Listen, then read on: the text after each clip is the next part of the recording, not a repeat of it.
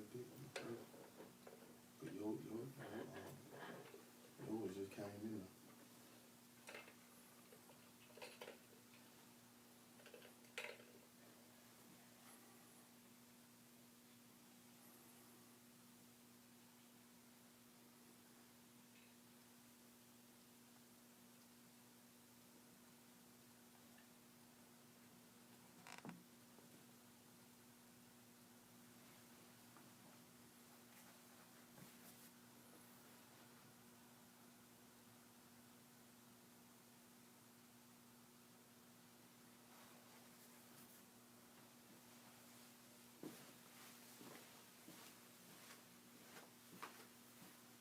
Ready?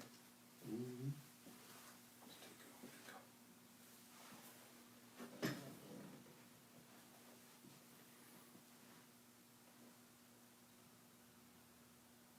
What it look like?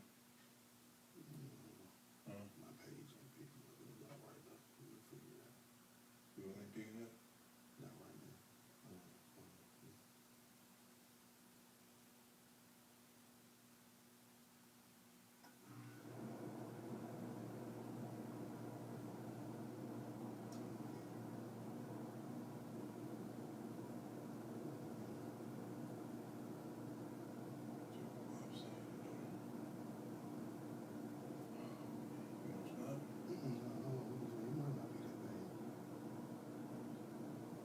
Nah, it ain't that bad. We got to round it up.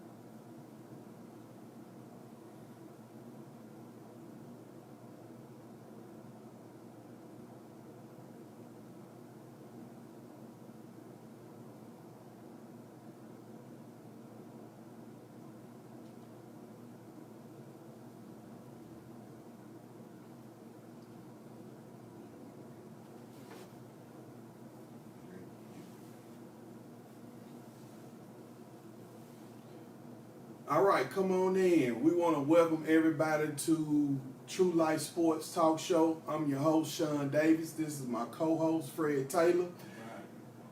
Here on True Life Sports Life Talk Show, we're going to talk about the good, the bad, the ugly about sports.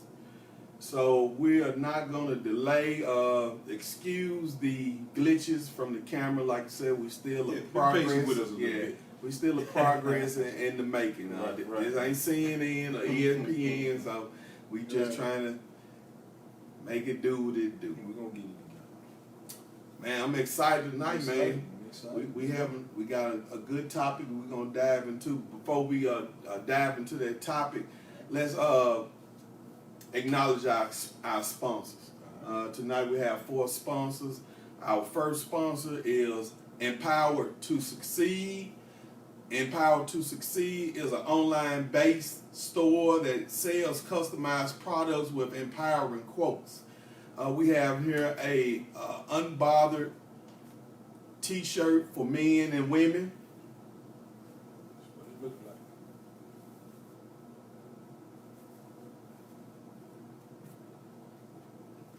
Also, we have a pink. It's the winner. We have a pink purpose with a T. It's the color pink. It also represents breast cancer awareness. So go ahead and get that. We also have the unbothered mug. And if you want to view more products, go to the website empoweredtosucceed.net. That's empowered, the number 2, succeed.net. And you can view all the products available, and all shipping of the orders are free. Also tonight, we want to recognize another sponsor, Real Estate Depot, LLC, 1700 West Government Street, Brandon, Mississippi, 39042. This week's agent that we're highlighting for Real Estate Depot is John Winfrey. You can give him a call at 662-417-3230. Once again, it's John Winfrey, the agent of this week for Real Estate Depot. His number is 662-417-3230. And Real Estate Depot can take care of all your real estate needs. They do commercial and residential property. Fred, could you give us our other 2 sponsors? All right. My other 2 sponsors, we have Natural Soul Holistics. I have a few products here. We have the Yanni Cream.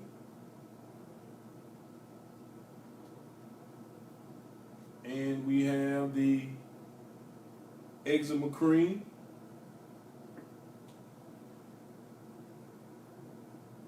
And we have the Pain Cream.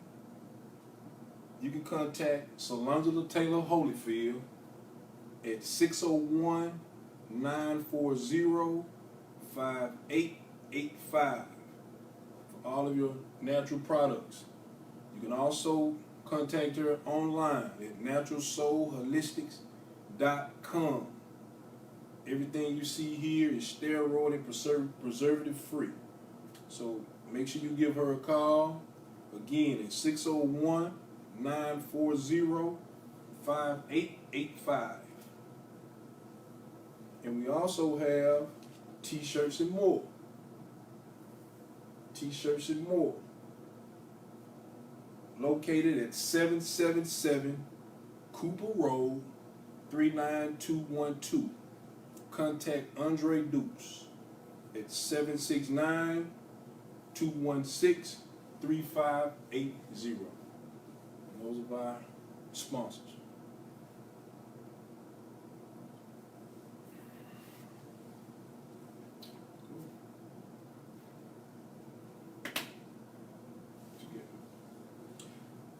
Also this week we have a email that you can give us a shout out at, or you can text us any comments at truelifesports@gmail.com. That's True Life, that's TRULIFE, sports, SPORTZ @gmail.com. Also, we have a text and call-in line as well. Use it. Use it. That number is 601-732-5060. Once again, that call-in text line is 601-732-5060. And we'll be checking that periodically during the time of the show for any questions or any comments that you all leave. All right, so without further ado, since we got all the paying bills out the way, let's go ahead and dive into tonight's topic. And tonight's topic is about how to acquire an athletic scholarship. Right. You know, that sounds so easy, Right. but yet sometimes it seems to be so hard. So we researched some ways where we think they can possibly help young student athletes acquire an athletic scholarship. Now, is everything 100% proof? No, nothing's 100% proof. Right. There's a lot of things that have to line up That's right. in order to receive an athletic scholarship. And we have spotted some things that may can help you to get towards that path of getting that scholarship. Right. So we found some data to help support some of the things we'll be saying tonight. So we looked at a survey back from 2017 that said that 2% of high school students, athletes, will receive scholarships. 2%. 2%. And it said 181,106 student athletes received a scholarship, and that was out of 7.3 million Right. students who participated in the sports that participated to receive a scholarship. So that gave them a percentage probably around about 2.48%, which is a small number. Right. Which is a small number. It's equivalent to having filling a football stadium, Mm-hmm. pretty much. So we're just going to come up with a few tips that we can possibly give you to get on the right track with this. So let's start with number one. Understand what division level best matches your skill set, then start researching the colleges. Right. Okay, what they mean by this is that you got to be realistic with your skill set. Right. A lot of times when they're the college coaches are looking for student athletes, they go by this thing called measurables. Measurables, okay. Especially when you're dealing with the top three, which I call football, baseball, and basketball. Gotcha. They're looking for measures. They're looking at how you can jump, how fast you can run, how quick you are, things of that nature. Point B. Yep. How much you weigh, What you weigh. how tall you are, things of that nature. So, those are some of the things they look at to consider you for a scholarship. And so, when we're talking about scholarships and the colleges and understanding the division, mainly they're talking about the NCAA. NCAA. And the NCAA is broken up into divisions. You have Division One. Right. It used to be known as Division 1AA, Right. but now it's considered just FCS. Mm-hmm. Also, you have Division 2. You have Division 3. So, those are the divisions for the NCAA. There's also another association that competes against the NCAA, which is a different entity. It's called the NAIA. Right. And it's a lower division, shall I say, other than the NCAA.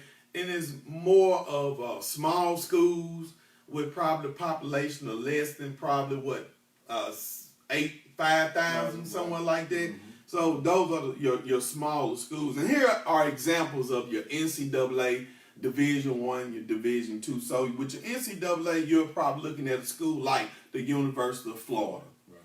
Okay, with your Division 2, you're looking at schools such as Mississippi College. Right.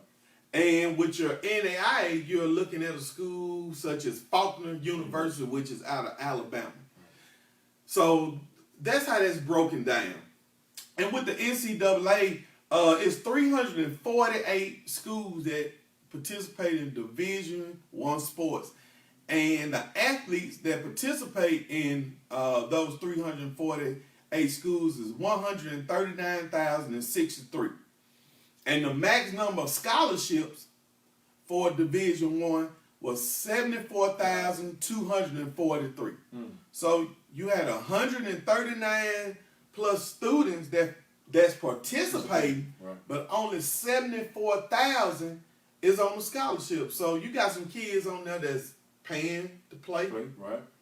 or you got some kids that got other financial aid in order to play. Right. Okay, so when you come down to Division II, you have 292 schools that participate at the Division II level. And it's 85,385 athletes that participate. But only 36,343 are on athletic scholarships. Right. So now you're seeing how the numbers are dropping. Right. Okay, for NAIA, you had 260 schools participating in NAIA with 56,354 student athletes that's participating.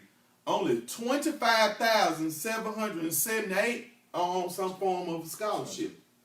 So you see how the numbers decline as you go down in divisions. So let's get back on the understanding your skill level. This is where you have to be realistic. So, Fred, just kind of tell us what they kind of mean about understanding your skill set and what they're looking for when they're talking about skill Well, set. I mean, it's when they coming in, they doing evaluations. Like you say, it's your measurables. You know, how fast are you? You know, bench press. A lot of it is scholarship availability. You know, because you have so many people that you're competing with in that particular zone or your area, your county. You know, so many scholarships that are available to the school. Mm-hmm. So that's a big part of it too. You know, making sure, hey, look, we might not be able to sign you, to this scholarship, but it may be somebody else that they can, that they recommend you to, Mm-hmm. For that. Because we and you talked about a couple kids. We said, hey, look, this kid may not be able to make it at Jackson State, Mm-hmm. but he probably can go and play at Belhaven. Yep. So it's not that the kid can't play, but it's he He- may need more Development. Okay. Yep. So just to bring number one in, basically what we're saying here.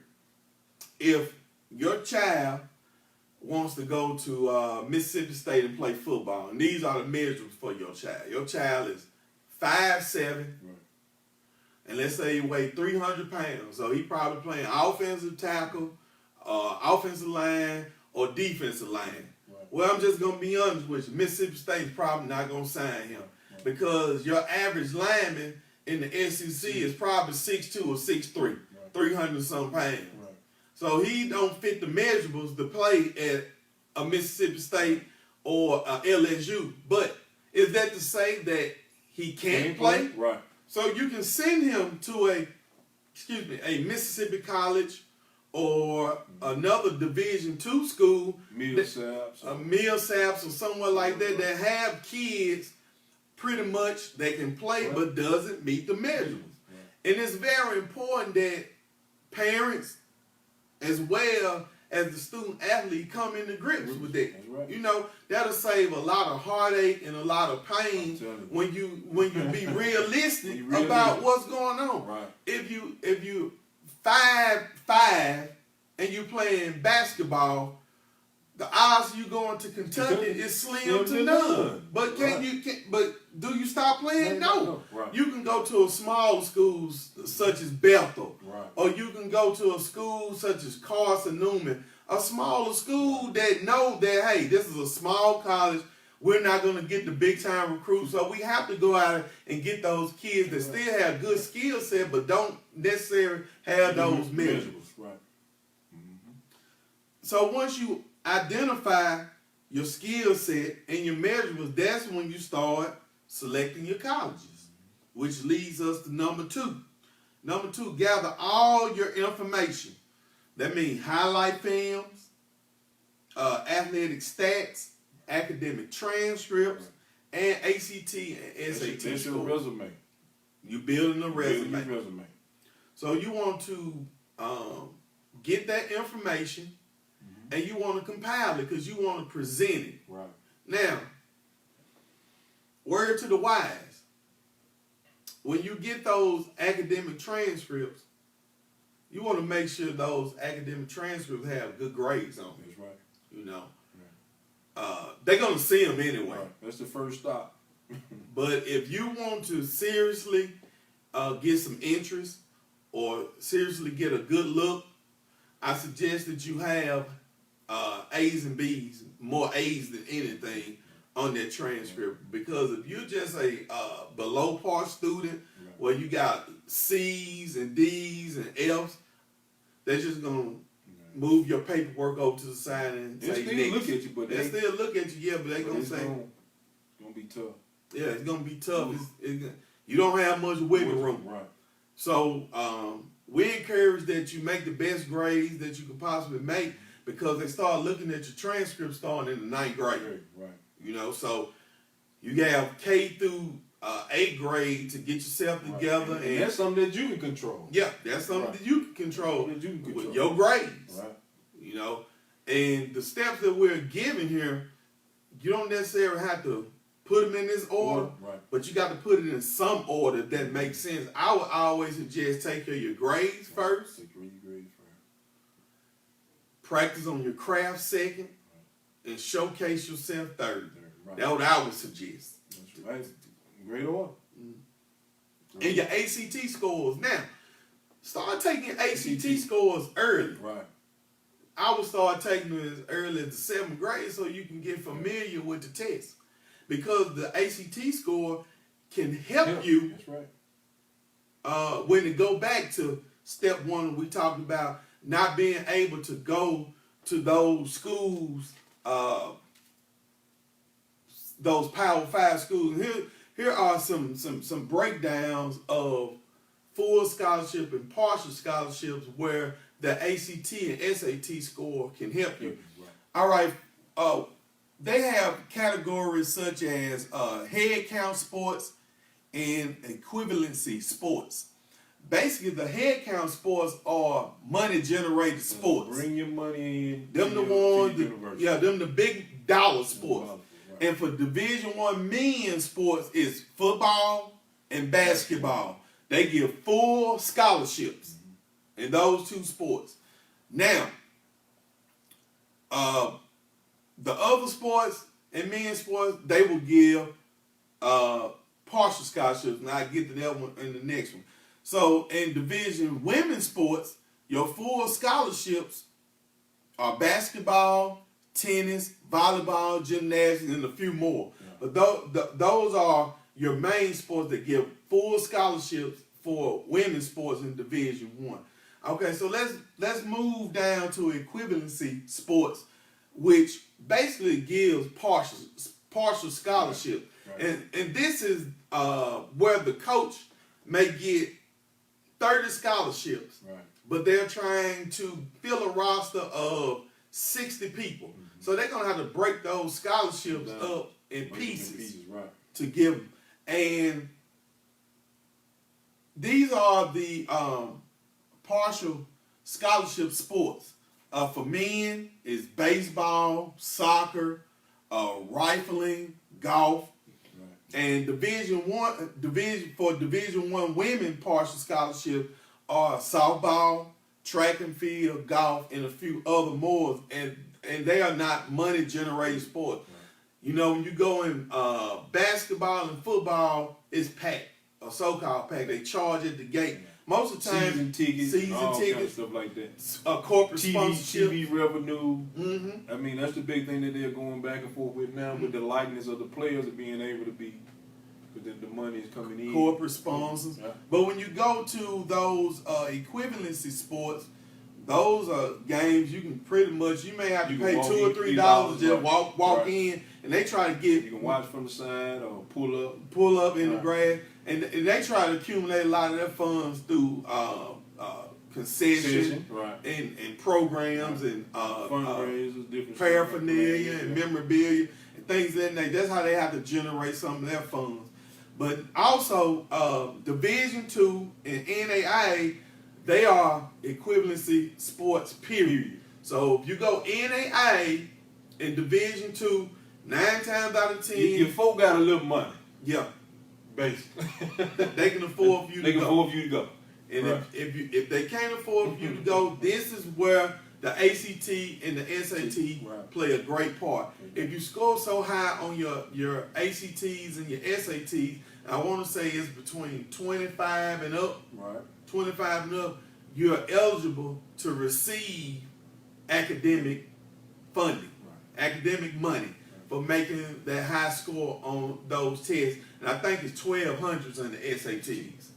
And you can also go to ncaa.org and it can tell you exactly how you can go about doing this. NCAA.org. ncaa.org. And also you can go to scholarships.com and it can give a list of different scholarships that you can also apply for with your SAT scores and your ACT score. So going back, so let's say if you get a partial scholarship from a Division II school or a Division I school that's not a money generated sport, and let's say that you have a GPA of 3.5 and a 26 or a 27 on the ACT.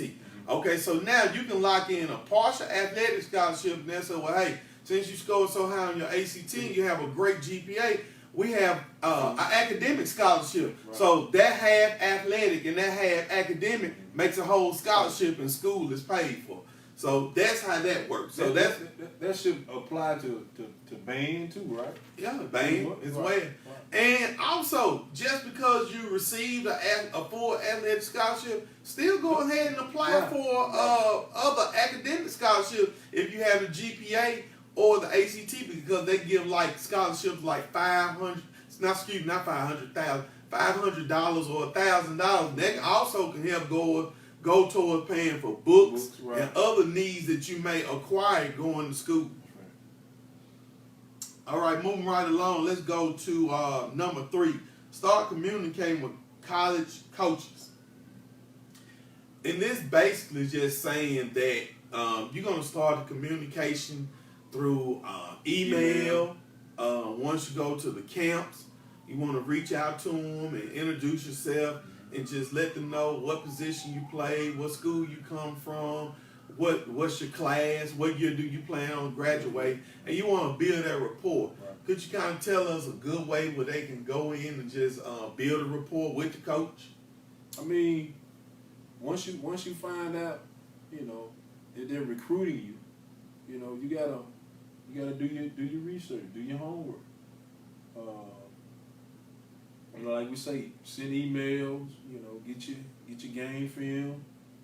You know, reach out to them and feel that interest. You know, it has to be personal. It has to be a personal relationship.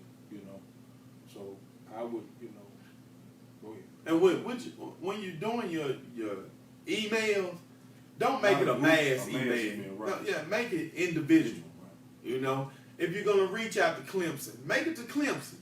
If you're gonna reach out to Alabama, make it out. If you're gonna reach out to Alcorn, Grambling, Tuskegee, whoever you're gonna reach out to, don't compile all those schools on one email and just hit send. You know, they gonna feel like just a regular piece of paper, and you got to think, how would you feel if you got an email from those same schools and you seen your name, that person's name on there? You're gonna be like, oh man, it's a gimmick, man. They just put everybody in a database. Yeah, they just put a general letter together and they hitting send. So you gotta think about that along those lines as well. So also you want to put correct information on there. Put your government name on there. Real name, not your nickname. Not your nickname. They're not interested in knowing, you know, they call you Flash or the Mamba or whatever, right. You know, something like. Keep it professional. You always want to kind of set it up like a resume. I call it a portfolio because it can give a story. Mm-hmm. It can tell a story, you know. If you are on the student council, put that in there. Any your other community involvement. Community involvement, volunteer service. It don't matter. Right. You can put your church, in a leadership role that you're in. You know, you may be in some other club. You know, other than sports. You know, it can be choir. It can be dance. Whatever. Right. It can be drama. It don't matter. Put those things in there because the more that you put in there, the more well-rounded that they see you are. Right. And that'll attract more interest. Also, once you send that information out, give it a couple of weeks. If you haven't heard from any coaches, reach out to them. But also be mindful of this too. It's certain times and also certain ways that you can reach out to those coaches. So once again, go back to ncaa.org. What they call a dead period. A dead period. Right. It tells you the legal ways that you can get in contact with coaches and schools or whatever to get your information out there, and it tells you how to go about doing so. Make sure you're definitely following those guidelines to make sure you're staying in compliance, because you don't want to do anything that'll mess up your amateur status. Right. Mm-hmm. And one thing that once you really look at it, I tell people all the time, don't be afraid to reach out and follow your heart. You know, sometimes, you know, it's schools, you know, that may not be recruiting you. You know, Go after those, contact those coaches. Send out letters and call and let them know that you're interested as well. So I think that's very important. All right, we're gonna take time. If you're out there and you're listening, and you want to send us a text or give us a call, you can give us a call at 601-732-5063. We'd love to see exactly what you all are thinking right now, and just kind of chime in with us. And we're gonna be looking periodically at the text line to see if anybody texts in. Also, you can reach us at truelifesports@gmail.com. That's truelifesports@gmail.com.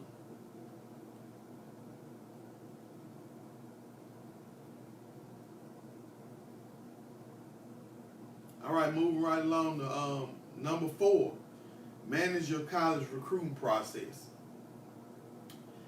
And basically that's talking about just keeping in check with your eligibility, making sure your grades are up to par, making sure that your classes are up to par. And before then, any school that you have serious interest in, reach out to those schools and find out the requirements to get in that school. Right.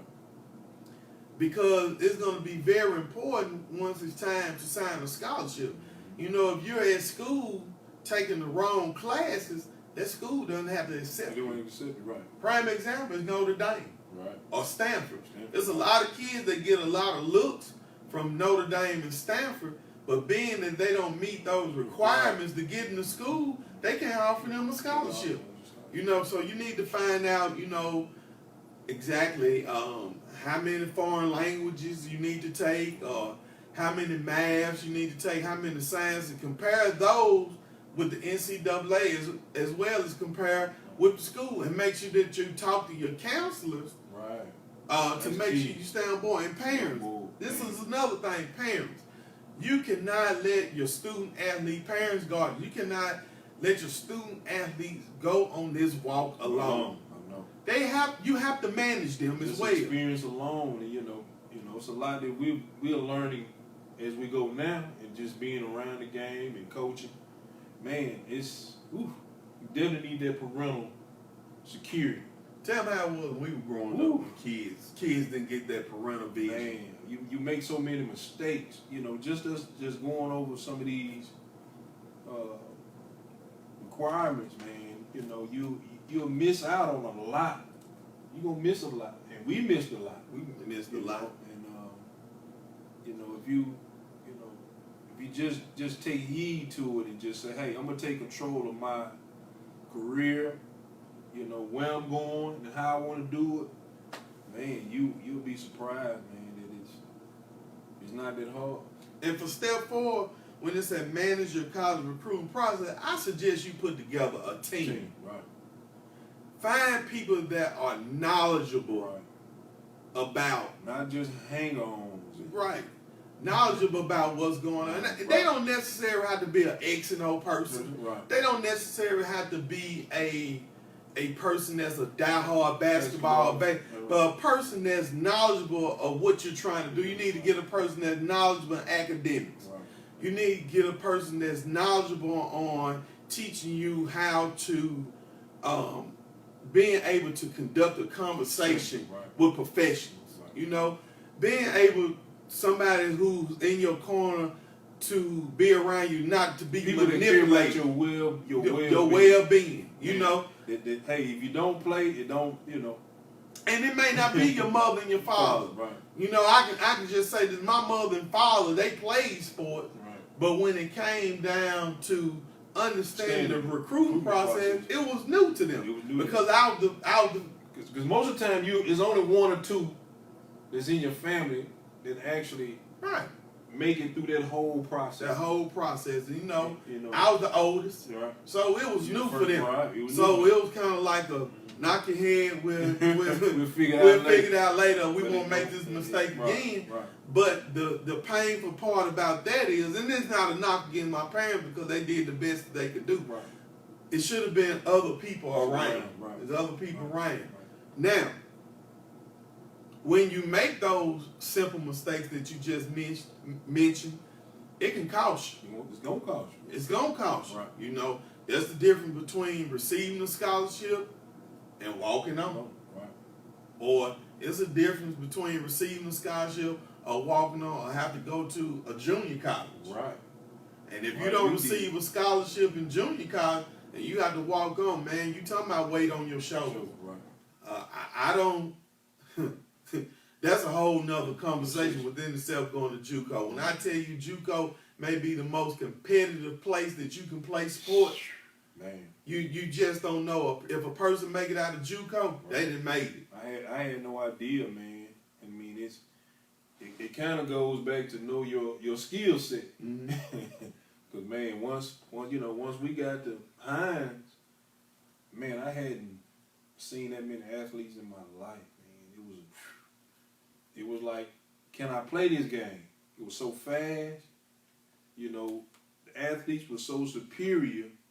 You know, you got 300-pounders and 6'6", 6'7" guys can dunk basketballs and run up and down the court. You know, 5'6" guys can get up off vertical jump, 40-inch verticals. So man, you know, it was shell shocking.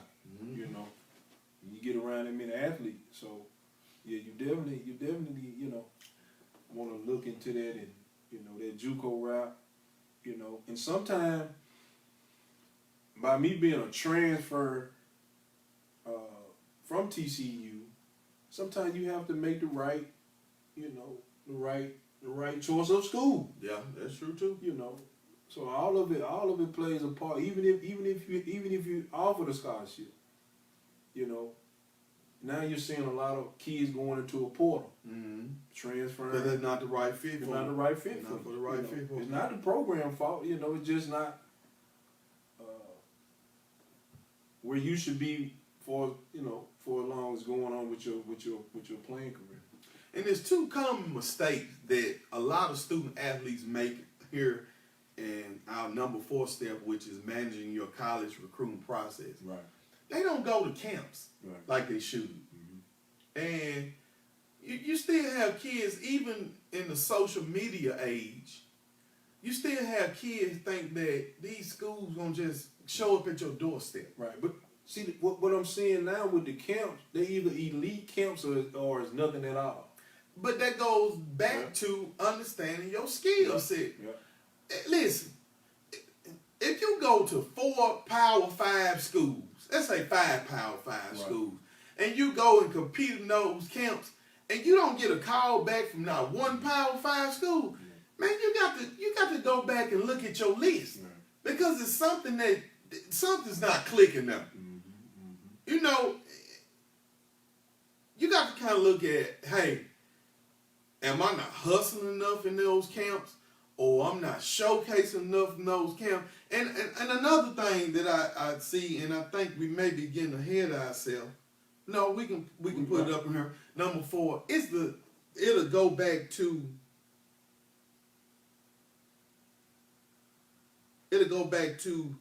number 1. But understand your skill set. I see a lot of kids when I look at their list. Oh my goodness! Right. It's bogus. I mean, they bogus. I can recall about 10 years ago, I was coaching in high school, and we got to this part where we was asking kids, you know, what school would you like to go to? Kind of, you know, give us a feel. Right. So y'all write down the list of schools. Mm-hmm. Man, you should have seen, and some of those kids were mediocre kids, I must say. They were mediocre kids. Right. And not a knock on the kid, but just how it turned out to be. Everybody's not going to be a 5-star. No. Everybody's not going to be. So anyway, that list, man, it was Alabama's, Purdue, LSU. I didn't see no Jackson States on there. I didn't see any Louisiana Techs. I didn't see no Middle Tennessees. I didn't see no Tennessee States. Right. I didn't see no Mississippi colleges. Right. Because see what's happening, like we said, most of the camps are either is pay to play, or they are they elite camps. Right. So you don't have the average camp like we used to go to, Dream Camp. Right. Well, 8, 9 of your guys from your local high school could go, and you actually had a camp. You know, we went to the Mississippi States and the Ole Miss camps too, but we had such a learning commitment when we was at the Dream Camp, because it was so many the metro area, your local, all your high school, we all at one camp. And man, you know, and sometimes you get lost. You get lost in that. This is another tip too, in step 4 with managing your college recruiting process. And this is what I learned. When you go to the smaller camps, that's when you're gonna get the most instruction. That's right. That's what I'm saying. I go back when we went to the Dream Camp, we had NFL players. I think That's we right. had Fred McAfee, I we had had Steve McNair, Sleepy Robinson. What's up, Sleepy? Yeah. Man, Brett listen. Favre. So Brett I had Sean Gregory. Sean Gregory was our first year Right. at Harding. So And I had 5 of the best. So, in my group, which was the running backs, I had Fred McAfee, and I think we had Sammy Wine as well. So they were showing us the proper steps to take on particular plays, or they were showing us the proper angles to take when we're blocking. Now, I took that instruction, went to Ole Miss, went to another camp, and guess what? We turned it up. You stood out because you got those fundamentals. But would have I got that instruction at those big schools? Nope. Because when we went to the big school, everybody was just in line. You go. Right. And if you didn't get it right, we weren't gonna even worry about it. And it was slick recruiting at that time. There's only a few players that they're watching, that they're looking for at those camps. Instead of you going to a camp and everybody getting to work in, you know.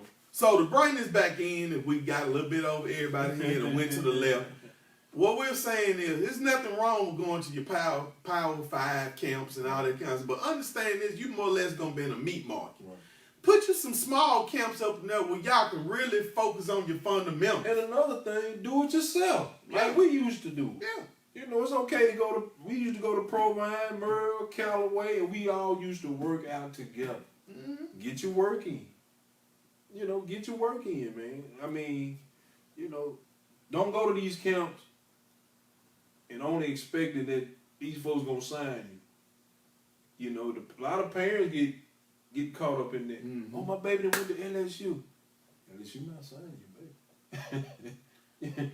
Along with he can't even carry water when you go. Right. So not alone, he's definitely not gonna get a scholarship. So, I know realistic. I'm probably gonna be blackballed for saying this, but hey, it is what it is. But parents, I'm just gonna let you know, these recruiters come to have a checklist. And when they put your child up against that checklist, he or she got to check so many of them boxes out in order for us to even go further, even talk about money. Right. So and most of the time, you would think that the plan is the boxes they check. No, there's a lot of character. They're gonna check, hey, is this a character guy? Bam. Yeah, you check out for that. Can this guy be counted on? They come to practice on time. Check. Do we hear about them being out all the time? Practice matter. On social media. Every time we see them on Twitter, they up in somebody's club or at somebody's party. I don't know. We want to bring that to. Yeah, I don't know. We want to bring that. That's just some of the things that they do. Also, another mistake that young student athletes make is not visiting the college campus. Right. Big mistake.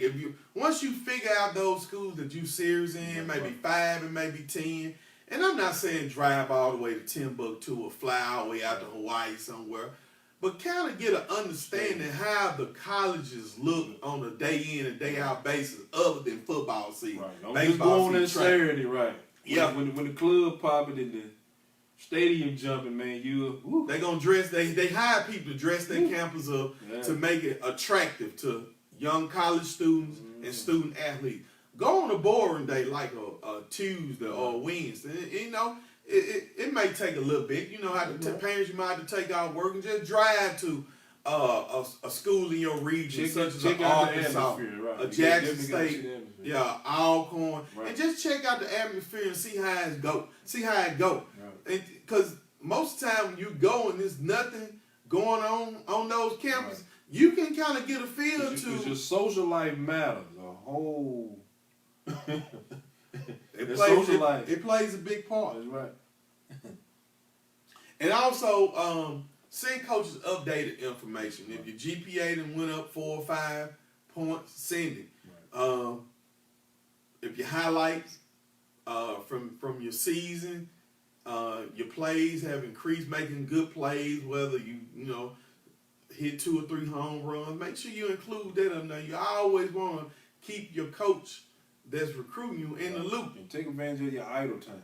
Yeah, idle time, because that coach has to go back into me and report about you. They're gonna say, well, give me an update on Fred Taylor. Right. They're gonna say, well, okay, I'm glad Jack said, coach. He said Friday night, Fred hit 35 points against a rival school. I think we recruiting 5 kids off that team that he played. Right. Also, we found out that he's going to be presented an award from being a humanitarian award, a Big Brother award, or something like that. So Fred's doing pretty good. Okay, where we at on him? Well, I think, we kind of lukewarm with him. I think we're in the race with him. Okay, good deal. Put him up in the bank of those we really consider the same. Right. So that's what you want to do. Keep your coach in the loop. What's going on? Because the recruiters are worried all the time. Because there's so many things that can happen during the season, off season, So make sure that you're handling that part of it. All right, let's move on to number 5, and that's the last and final step. Evaluate your athletic scholarship offers. And what they mean by evaluating is those schools who have gave a verbal offer. They send it in a certified letter, or a letter in the mail, or you have verbally heard it from the coach that's recruiting you saying, hey, sir, ma'am, whatever your name is, we want to officially offer you a scholarship to this college or this university. Right. Don't go on assumptions, thinking that they offer you a scholarship. You have to hear it or see it. Right. Okay? So if you heard this on 5 different occasions, or you saw a letter on a different letter on 5 different occasions saying that, hey, we want to officially offer you a scholarship to this college or university, you compile those. So now you got 5 schools you need to choose from that you can consider going there for the next 4 to 5 years. Based on where those colleges or universities are located, I suggest you go back to step 4 and go and visit that campus. If you have already visited, have already visited the campus once, I suggest you go back again if you can, just to continue to get yourself familiar with the campus. It's like buying a house.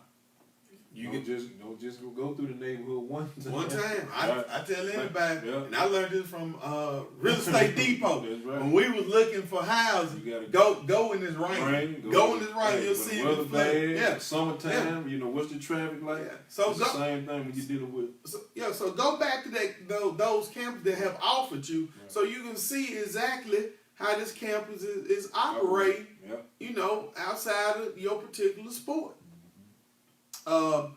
Once you evaluate, you got to sit down with your family members. Right.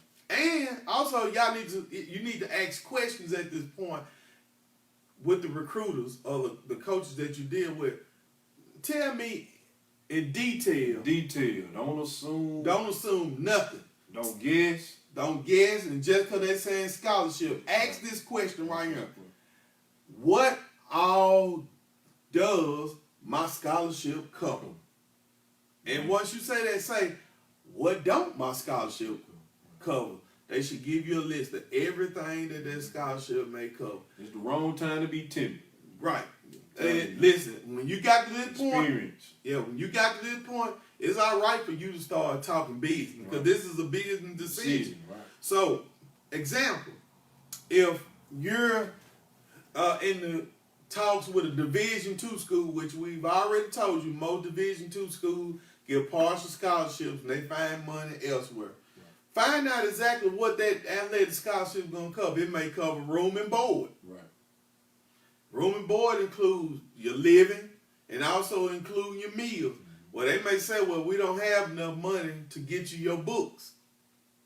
So you need to set them aside and go to the next offer you have. Let's say you have a one Division I school, such as a Louisiana Tech. They offer you a scholarship and they say, well, hey, this is what our scholarship covers. It covers room and board, it covers your books, but the only thing we don't pay for is lab fees. Right. Okay, now, and I'm not saying that they won't cover, but I'm just saying those some of the things may come up. Okay, now the lab fees might be $250 for a year, but you get an $8,000 scholarship a semester. The only thing you'll be responsible for paying is $250 a year. So you're going to say, well, okay, this is what we got. And you'll do that for each and every offer that you have. Find out exactly what that package includes. So if you come to the point where all your scholarships are up and down, and let's say the scholarship that only requires you to pay $250 a year for lab fee, that's a no-brainer. You're going to take that scholarship, and you just know you'll be responsible for paying for $250. You can go out and raise $250. You can go bake cookies. Right. Right. Bake cookies, you can sell raffle tickets and get $250. Right. So don't let that turn you away from those scholarships. But that's just something to look at when you're evaluating your scholarship. Now, I know that you disagree with me before in one of our meetings we were talking about. I think sometimes location has a lot to do with scholarships as well. Right. And I touched on that. You know, I can remember making a statement in the newspaper that, you know, I didn't want to play in cold weather. And so a lot of those East Coast teams pulled up because I made that statement. And I was saying, hey, look, you know, you're only playing so many months in bad weather. You know, so sometimes, you know, you have to kind of, you know, evaluate your whole thing. You know, don't just say, put yourself in one box over here, you put yourself in another box. You know, and once I did that, I kind of said, oops, I made a mistake. You know, because a lot of those teams that was in that area, because I had Syracuse at the time. That was before what Donovan McNabb and those guys. They was heavily recruiting me at that time. Mm-hmm. You know, so you know you had the Kentucky States. You know, different schools that was coming in at that time. So you know, so you kind of make sure you don't cut yourself short. You know, hey, kind of hear it all out. Go visit it. You know, put your coat on. You know, you might have to go stay in the South where it's, you know, where the heat is unbearable at times. You know, somebody coming from the East Coast playing down South is a different feel. And this may be a little bit off the mark, but you know, I know some players, you know, that have certain issues such as sickle cell. Right. So, you know, when you have sickle cell, certain climates that's not good for you. So that's understandable. Going to Colorado State and you got sickle cell, that might not be the best for you. Because you know you're dealing with the different climates now, but you know they have advanced medicine now, so I get that may not be, but that's something that you got to take. That's something you got to take into consideration. Anytime you're dealing with something like that, you know, you got to definitely make sure that you know, and a lot of schools, if that's the case, may not take a chance on you. Right, yeah, because you are an investment. You are an investment. Yeah.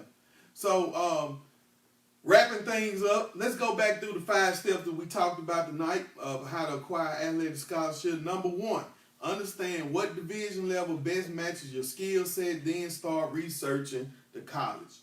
Number 2, gather all the information you need to start working on getting that scholarship. And number 3, start communicating with college coaches. Right. And number 4, manage your college recruiting process. And last, number 5, evaluate your athletic scholarship office. So we really feel that these 5 points can help you on the track to acquire a scholarship. Right. You know, will you have to tweak some things? Possibly. Right. You know, nothing's 100% proof, like we said earlier in the show, that things have to line up Right. in order to get those scholarships. We gave you these staggering numbers on 7.3 million kids played sports and only 2% received scholarships. So that's gonna tell you that it's some competition, Right. man. So that you're in the elite class. You're in the elite class. So you know, it's special to be able to be even considered. You know. And another thing I want to point out with that 2%, that percentage get lower when you start breaking it down as far as each individual sport. Right. Each individual sport, that number breaks down. So, you know, I would encourage you to start right now. If you're interested in playing collegiate sports, I encourage you to really get on top of your studies. Right. You know, if you're a C or D student, I encourage you to start making B's and A's. If you haven't taken your SATs and your ACTs, I encourage you to do that now because Don't wait. don't wait till you I think senior, what we end up waiting our junior year, junior, senior year. junior, senior year. That's stressful. It's stressful. That's stressful. It's too late. And understand this as For well. most people. Yeah. Understand this as well. The scores for your ACT and your SATs, they're good for 5 years. 5 years. So that means if you can go ahead and get qualified your 9th and 10th grade year, you done. You Tell you done. now. Now you can continue to take the test to score higher to receive more funding. Continue to work on your GPA, you know, continue to strive, you know, higher. Don't just settle for the bare minimum just to get in. I always strive high, but I encourage our student athletes to start that process Because a lot of early. kids now, they're just saying, forget it, I'm just going to go the JUCO route. You know, you're assuming that works for you. And most of the time it don't. Now this is off topic, but let's go real quickly to JUCO. A lot of kids don't understand. Either you go in JUCO 2 ways: a qualified or a non-qualified. Simple. If you're qualified, that means you have your ACT scores and your GPA, and it's some wiggle room when you go junior. You can stay 1 semester, 1 year, just depending on what you're trying to do, and you got to go through some clearinghouses to find out what's the next step for you to transfer. But if you go in as a non-qualifier, guess what? You got to graduate from the junior college. You have to graduate from junior college, and each junior college is different. I think here in Mississippi, 64 hours, if I'm not mistaken. Yeah, 64 hours you have to graduate, and those are 64 graduation hours. Right. They are not just NO class that you take. No, they have to go towards your graduation, such as your math, your English, your histories, your arts, a few electives or whatever. And A lot of us missed our mark when we went to junior college. right. You know, even though the school that were recruiting us, some of us didn't qualify for their particular school. So again, they'll pull back off of you, and you have to, you know, go back in and regroup. And for those of you who have gone the junior college route, this is another tidbit. I may get blackballed for this, but I don't care because we're trying to help and we're trying to reach out. If you're not scheduled to graduate in December, you're gonna lose a lot of offers. Almost an example. Tell me, just Prime example. You know, I had my eyes set on Florida State at the time. You know, after you come out, you've been the National Junior College Player of the Year. You saying, hey, look, where can I sign? But man, I didn't graduate in December. I lost a few scholarships. because from their perspective is they want you in. They want you in early for spring, winter workouts. Get you Get acclimated. You know, but when you don't graduate on time, again, something that you have to take care of. See, I didn't pay any attention to, you know, the classes, you know, the grades. Just saying, hey man, I'm playing ball, and you drop the ball. Once you drop the ball, hey man. And once again, parents, you got to keep your hands Keep some good people around that situation. Also, you know, I really feel like you shouldn't really take your hand off your child academically or just any part of their life until they get out of college. Right. You know, I don't care if you are a senior. I still want to know what you're doing. And then it gets dicey with the JUCO thing, because a lot of teams, a lot of schools that recruit you, they don't get you back Right. when you're coming out of high school. So sometimes you got pacts with junior colleges saying, "Hey, we got your kid, but can we get our kid when they leave?" When they leave, yeah. You know, and so man, it can get nasty. It can get, you know, like you say, you know, it can get, because the same guy that recruited you in high school, they may not be coaching at that particular school that you committed to coming out of high school. It's true. You know, so a lot of people don't see that part of it. You know, I can remember sitting down with Cole Robinson, you know, the late great Eddie Robinson at Grambling. You know, sitting watching film. When he told me at that time, he said he told me that he was leaving. So Grambling, I scratched Grambling off of the list, because he said, hey, he was retiring, he was giving it up. You know, so some of the schools that you may have your eyes on at that particular time, you know, once you go back through that process of the 2 years or the year that you're in junior college, your whole recruiting list changed most of the time. You know, but some guys, man, they may stay committed to the Mississippi States or the Ole Misses if they do go. But most of the time it does, you know, eliminate that, and you do have to, you know, look at that process again. Okay. Well, it look like this wraps up Yeah. our show for tonight. Any last thoughts or any last thing that you want to drop on the audience before we go? Nah, man, we want to keep bringing something positive, man, some valuable information in. Now, I'm really excited about next week's topic. Okay. And that's gonna be you all the way. So next week's topic is gonna be about the black quarterback. Yes, yeah. And I couldn't find no other person that can give it to me raw and uncut other than my co-host Fred Taylor, because he played the position and he shared some information that I didn't know, and I've been knowing him ever since the first grade. But he shared some information with me and some situations he went through as playing quarterback, and some of the stigmatism that was hung over his head, and stereotypes, and some racism that he experienced while playing the position. Man, I think it's going to be very educational for the audience on next week, because we're going to have, after this, Lamar Jackson. Yeah, we're going to dive in. And Patrick Mahomes and Russell Wilson and Deshaun Yeah. Watson. Man, we about to... Man, it's a job, man. We probably can sell overflow a young black quarterback come out. I think so, too. You know, because they kind of put us in hiding. Right. You know, kind of how they beat us up for the last couple of years. But I think... I tell people, man, I'm so proud of Dak, man. Oh, yeah, I forgot about that. Because we saw him. Yeah. You know, at Mississippi State. You know, for him to develop like he has, you know, I said, man, pay that man. Pay that man. And I'm not a Cowboy fan, but I appreciate the way he plays. I'm watching him, man. Yeah. Just seeing him progress, man. From year to year. From year to year. Yeah, a lot of people say he can't do this, but I seen a big jump from this year, from last year. Man, we knew he couldn't throw in college. Mm-hmm. You know, so we've seen that. But I'm telling you, man, I just love what he's doing right now, man.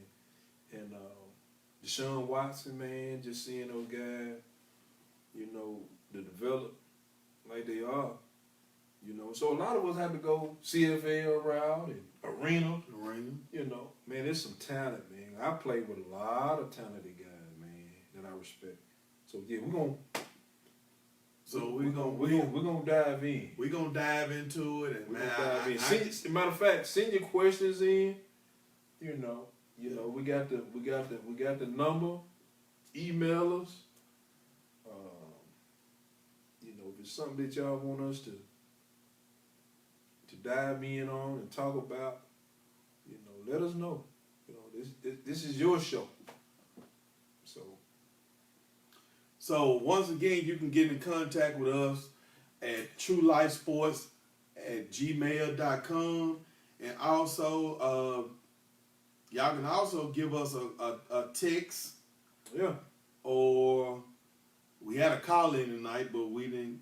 No one called in. Hopefully that'll get better as we go along with it. But through the week, once you watch this video again and you just had a question, Right. or you just had a comment that you want to get out and just let us know, you can give us a text at 601-732-5063. Once again, that number is 601-732-5063. And you can hit us up again at truelifesports@gmail.com. So Let us know. Just let us know. We Just got let a us few know. technical things that we're trying to. we're working some bugs out. Right, So so- we don't have a big $20 million budget like ESPN or Fox Sports. We're working with a few pennies, but we're gonna try to make it work because we really believe in this show, and we're gonna try to bring you the best product that we know how. And sit with your kids on this one too. A lot of you athletes out there, you with your parents and sit and watch this segment here. If you got any questions, you all can hit us up anytime.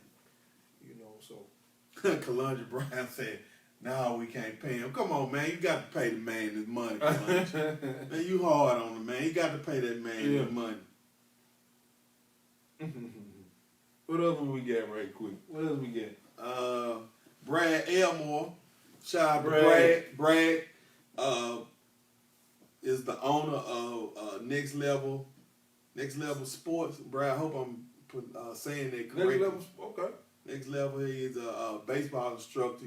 Brad, post your stuff, man. Yeah. Post your stuff so people can know what you're doing, man. Brad's And we need to get you on here. we too. need to get you on here. Looking at that World Series, man, we definitely need to get some. Brad's a real technical guy too. Oh, He can man. break it down. We got to do something about getting these young black boys, Man, we gotta get young back black in- males, back involved in baseball. Right. And Brad, he does a great job working with kids, Oh, man. man. I tell you, man, he's my son personally works with him. Okay. And he's helped my son out a lot, man. Like I said, he took my son game to the next level, and a couple other kids too. Man, we So can do Brad, that. get your information Let's on do here, it. man, Let's so do they it, Brad. Put they it out can there. click in Put it out and there. get your brother. Anybody else? Who else we got? Lorenzo Williams, he said that So the kids are going to the bigger schools for the wrong reason. He's absolutely right. correct. There You you know, go. they're looking at all the Bells and the Wilsons, Right. man. They looking the at influence of YouTube and social media Instant- and big instant- TV right, contracts, instant fame. It seems to be, but it's far from that. When you really got to get up and you have a schedule every day, because a lot of people think you just on these campuses, you just freelance. They're not looking at the schedule of your classes, Right. practice time, curfew.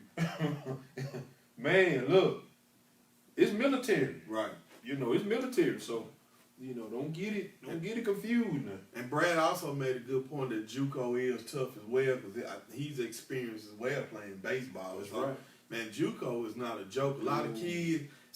kids, when they have failed to reach those 4-year college, they hide away is JUCO. JUCO, right. I just go to JUCO. JUCO. And you just don't understand. And you're getting a lot of great players that don't qualify because you don't take school serious for the most part.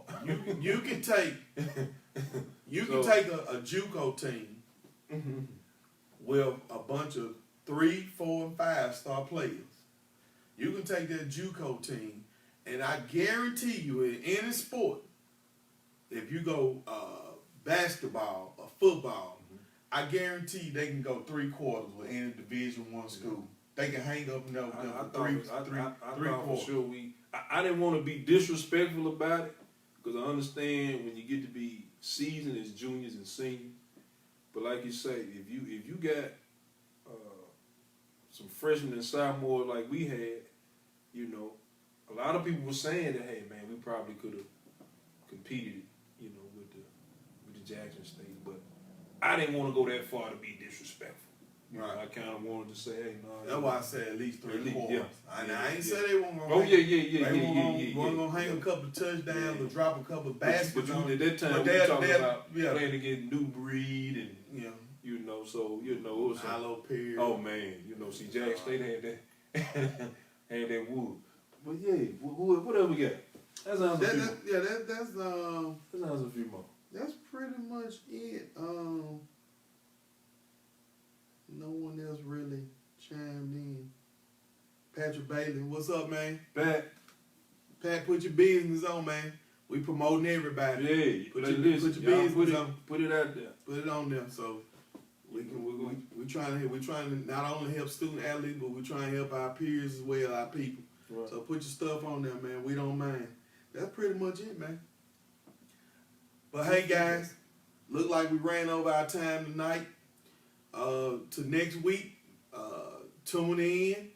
We're gonna be sending invites and asking you to join us for next week's show. Once again, our topic next week is gonna be about the black quarterback. But that's all we have for tonight from True Life Sports, man. And we just want to thank everyone for tuning in. We want you to share. As we go along, we're going to try to do YouTubes and do some Instagram information and everything. We're just going to try to get this information out to everybody. But until then, just bear with us and help us build this fan base. That's right. So until next week, y'all have a good rest of the week, a safe weekend. Be careful and God bless. Thanks. Appreciate y'all.